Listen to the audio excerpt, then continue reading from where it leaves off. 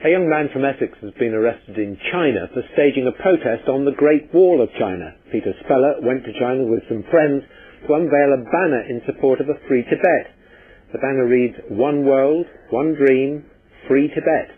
We believe that Peter was filming this on his mobile phone.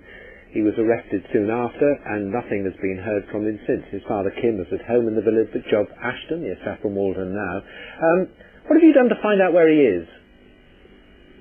Well, we've been in touch with the consul in Beijing and the consular directorate at the Foreign and Commonwealth Office. And there's no record of where he might be? Sorry to interrupt you. There's no record at all? No, they've no idea where he is. No. They've made inquiries of the local police, and they don't know anything about it. They've sent in a written request for information, and there's been no response so far. What are your main worries about him? Well, my concern is about the treatment that he might get, because the Chinese police are not well known for being very delicate, so I'm really concerned about his physical well-being. You knew what he was going to do. You've been a supporter, I know, of a free Tibet for many years. So what was your reaction when he told you what he was going to do?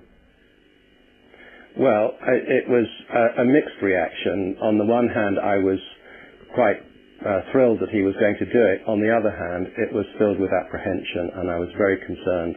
And there's a part of me that thought, well, why can't it be someone else?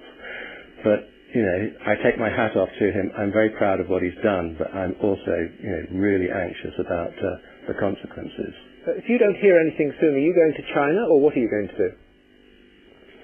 Well, I don't know. I haven't thought about that. I'm hoping that the Chinese will regard it as politically expedient just to get rid of them and kick them out of the country as quickly as possible, rather than drag this out, because if it gets dragged out, then a lot of the organizations like Students for a Free Tibet, which is the one that he went with, and Free Tibet Campaign, they will just make more and more noise, and I think it's just going to embarrass them even more. So I'm hoping that that's the political calculation. Mr. Speller, thank you very much.